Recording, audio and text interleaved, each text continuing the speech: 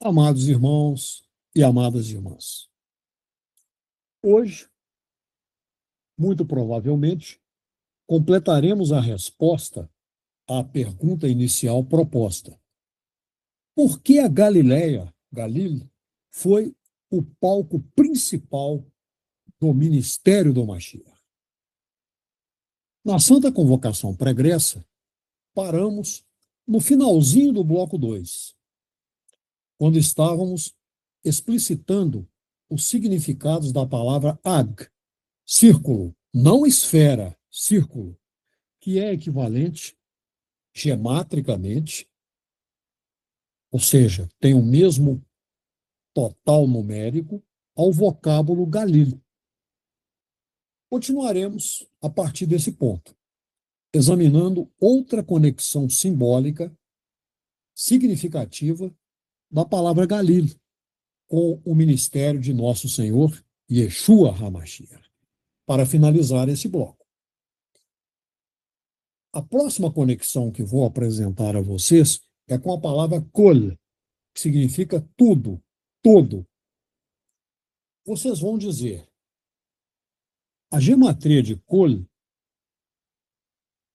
seja Kaf com Vav, ou 86, Kaf Lamed, o conceito de tudo ou todo ressoa com a universalidade da mensagem que emerge de Galileia. A sabedoria revelada ali pelo Mashiach é para todos. A gematria, só fazendo uma pequena digressão, embora não seja uma prova literal, adiciona uma camada de ressonância alegórica, sugerindo que a Galileu, foi divinamente designada como o local onde a sabedoria de Deus seria manifestada de forma abrangente e acessível a todas as pessoas. Com isso, finalizamos o bloco 2. Prossigamos para o terceiro. Nesse terceiro bloco, vamos avaliar Galileia, como palco da revelação do reino de Deus trazida pelo Mashiach. A escolha de Galil por Yeshua, na verdade a escolha foi de seu Pai, nosso Pai Celestial, para iniciar seu ministério, é um ato chamado teológico, embora não me agrade essa palavra, mas é preciso dizê-la, carregado de significado profético e messiológico. Primeiro ponto a ser considerado: o cumprimento da profecia, a luz na escuridão. Em Matitiarro, Mateus 4, 15 e 16, o escritor faz questão de conectar o ministério de Yeshua, em Galileia, com a profecia de Yeshayahu, Isaías 9, 1, 2. Vamos ler o texto. A terra de Zebulon, e a terra de Naftali, o caminho do mar, além do Iardém, Jordão, a Galil dos gentios. O povo que jazia em trevas viu uma grande luz, e aos que estavam assentados na região e sombra da morte, a luz raiou. Aleluia! Vemos aqui duas questões. A luz para os gentios. Essa profecia de Yeshayahu, Isaías, é fundamental. Por quê? Estabelece que a luz messiânica não brilharia apenas em Jerusalém, mas em uma região mista. Galileia dos gentios, como era chamada. Isso aponta para a natureza inclusiva e abrangente do reino de Deus, que não se restringe a uma raça, a um grupo, a uma localização geográfica, Não, pelo contrário, estende-se a todos os povos.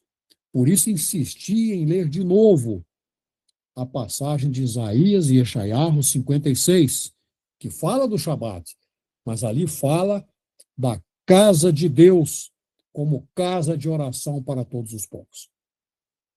Uma segunda questão, dentro desse contexto, é o início do reino. Nosso Senhor Yeshua inicia seu ministério público em Galiléia, com uma proclamação que está registrada em Matitiarro, Mateus 4,17. Arrependei-vos, porque é chegado o reino dos céus. Esse é o anúncio oficial, por assim dizer, da inauguração do reino. E ele ocorre não no centro religioso, Jerusalém, mas na chamada periferia, lá longe, no norte, em Galiléia. Vejamos agora o segundo ponto, a natureza do reino e seus cidadãos e suas cidadãs. O ministério Galileu de Yeshua revela as características essenciais do reino de Deus. Vou citar apenas 4, para não nos alongarmos muito. Primeira, a inclusividade. Nosso Senhor Yeshua chamou pescadores, galileus, humildes, tidos como rudes, broncos, para serem seus primeiros discípulos. Ele ministrou a judeus e gentios, a doentes, marginalizados, pecadores de tudo quanto é tipo e publicanos. Reino é para todos, que respondem com emuná, ou fé, se quiserem dizer, e arrependimento, independentemente de seu status social ou origem. Segundo aspecto, segunda característica crucial do reino, radicalidade. Os ensinamentos de nosso Senhor Yeshua, como, por exemplo, o chamado Sermão do Monte, que, na verdade, é uma colina em Galiléia, apresentaram uma ética radical do amor, do perdão e da justiça. Ética essa que contrastava fortemente, frontalmente, com as interpretações legalistas judaicas da época. Terceira característica fundamental: poder e autoridade. Em Galiléia, o Mashiach demonstrou o poder do reino sobre a doença, demônios e até mesmo a natureza. Sem falar do mais difícil e o mais incompreensível sobre a morte. Ele curou, expulsou demônios e ensinou com autoridade sem precedentes.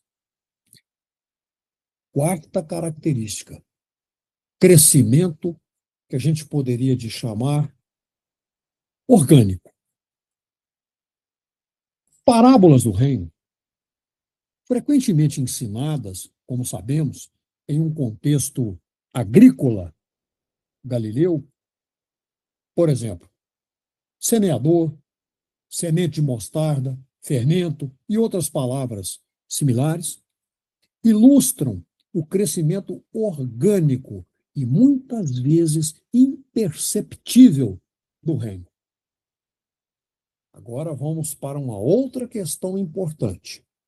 O contraste de Galil com Jerusalém e Yehudá, Judéia.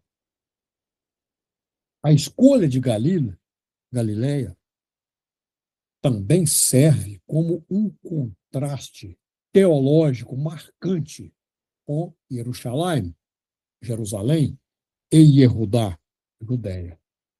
Gostaria de destacar apenas 2 pontos. O primeiro deles, a abertura versus a resistência.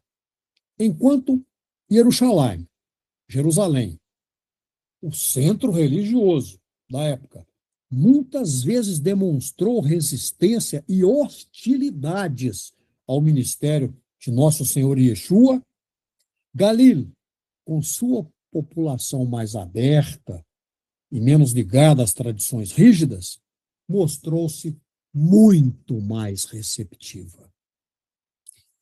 Segundo ponto, humildade em oposição ao orgulho.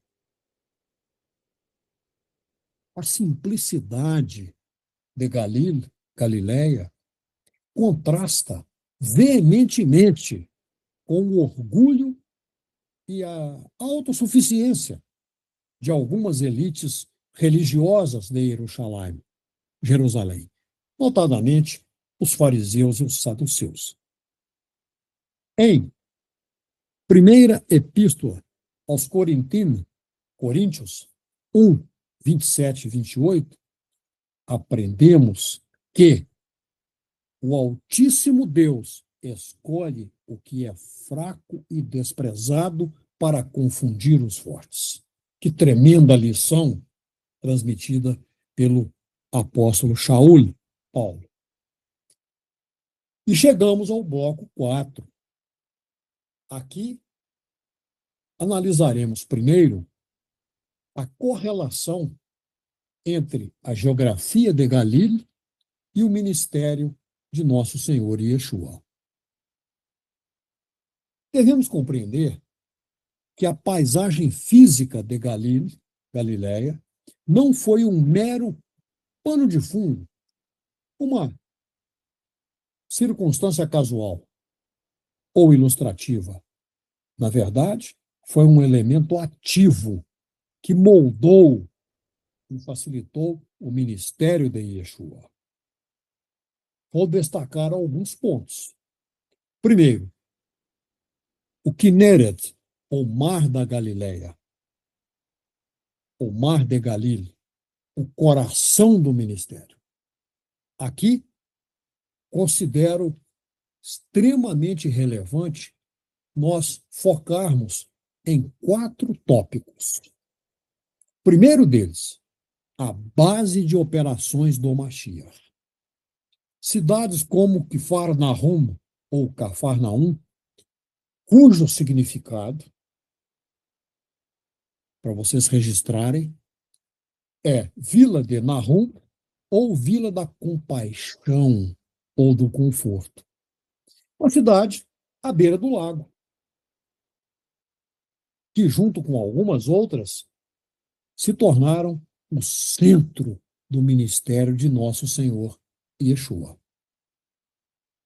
Em termos de curiosidade, para quem gosta, a gematria desse nome, Kfar Nahum, é 964.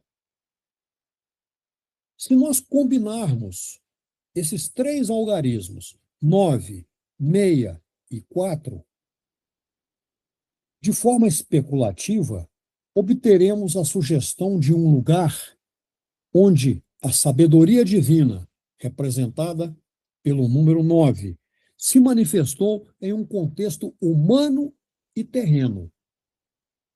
Algarismo 6 e 4, trazendo conforto, Nahum, para a aldeia, Far. Segundo tópico, o chamado dos discípulos. A maioria dos primeiros discípulos de Nosso Senhor Yeshua eram pescadores galileus, que foram chamados às margens do lago. Claro, estavam pescando.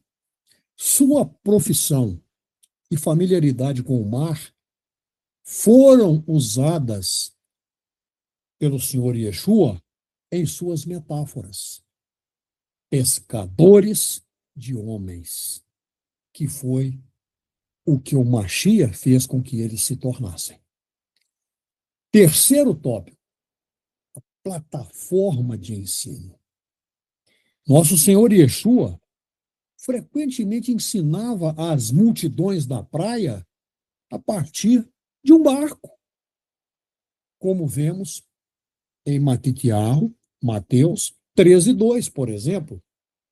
E nesse caso, ele usava o lago como um autêntico auditório natural. Quarto tópico, os milagres e o poder. Muitos milagres do Divino Mestre ocorreram no ou ao redor do Quinéret, o Mar da Galileia.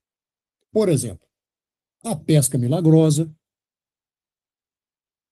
a tranquilização da tempestade, o andar sobre as águas, a cura de muitos doentes nas cidades costeiras. Isso demonstrou seu domínio sobre a natureza e sua autoridade, outorgada pelo Altíssimo Deus, seu Pai. Em seguida, analisemos as montanhas e vales, que funcionaram como locais de revelação e retiro. O chamado Sermão do Monte. Muitos querem considerá-lo Mussar do Monte. Embora a localização exata ainda esteja sob debate, não há uma batida de martelo definitiva, a maioria situa essa localização em uma colina em Galileia. Cabe lembrar que na Bíblia, tanto a palavra monte quanto montanha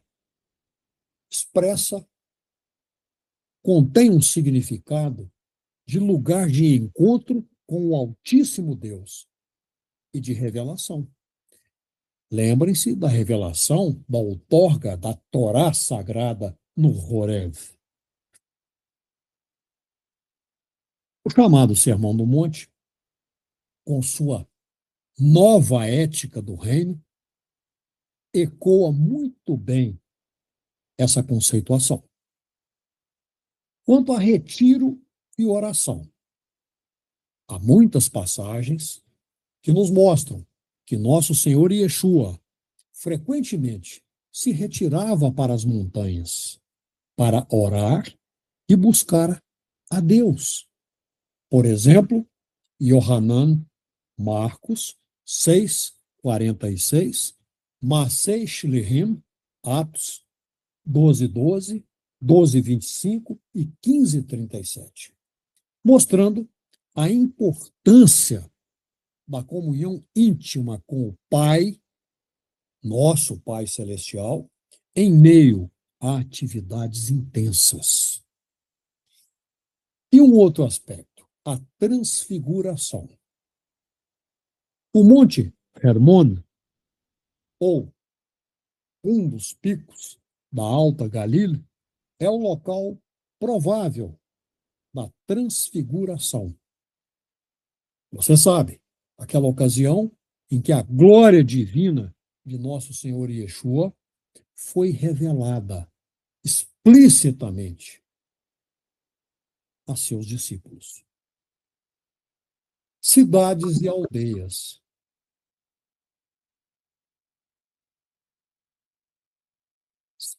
Cidades e aldeias funcionaram como o campo missionário, por assim dizer. Vou ressaltar dois aspectos. O primeiro deles, a itinerância. Nosso Senhor Yeshua deslocava-se, viajava constantemente entre as cidades e aldeias de Galilé. Kefarnahum, Betsaida, que significa casa da pesca, Corazim, Natzrat, Nazaré, Caná, pregando, ensinando e curando. Isso mostrava claramente a natureza ativa imóvel do reino. Segundo aspecto, rejeição e juízo. Algumas cidades galileias, apesar de terem testemunhado os milagres do Mashiach, não se arrependeram, levando-o a pronunciar juízo sobre elas.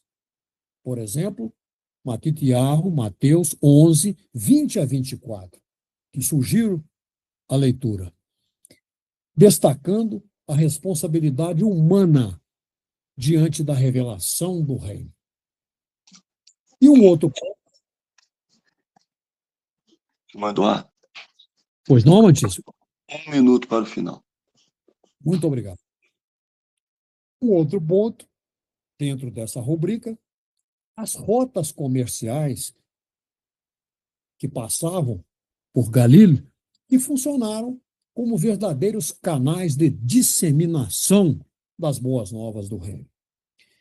A presença dessas rotas facilitava não apenas o encontro com pessoas de diferentes origens, mas também a rápida disseminação de suas notícias e ensinamentos para muito além das fronteiras de Galil, preparando o terreno para a expansão da Bessorá, ou Evangelho, se assim quiserem. Caminhamos agora para a conclusão desta série. Podemos chamar essa conclusão de que Galileia, é o paradigma do reino de Deus. Por quê? Galileia, com sua rica configuração geográfica, sua população mista, sua reputação e realidade de simplicidade, foi o cenário perfeito para a inauguração e revelação do reino de Deus, ou reino dos céus, pelo Mashiach. A gematria de seu nome, Galil, 73, ressoa com a palavra Hormá, sabedoria, indicando que foi nesse local, a princípio improvável, do ponto de vista humano, que a sabedoria divina foi manifestada da forma mais plena e acessível possível. A escolha de Yeshua, HaMashiach, por esta região não foi mera conveniência logística, mas uma declaração teológica profunda, que, a meu ver, contém pelo menos 3 aspectos. Primeiro, a universalidade. O reino de Deus é para todas as pessoas, sejam judeus, gentios, ricos, pobres, sábios, simples. Galil, a Goim, Galileia dos gentios, tornou-se o ponto de partida para a luz que iluminaria o mundo.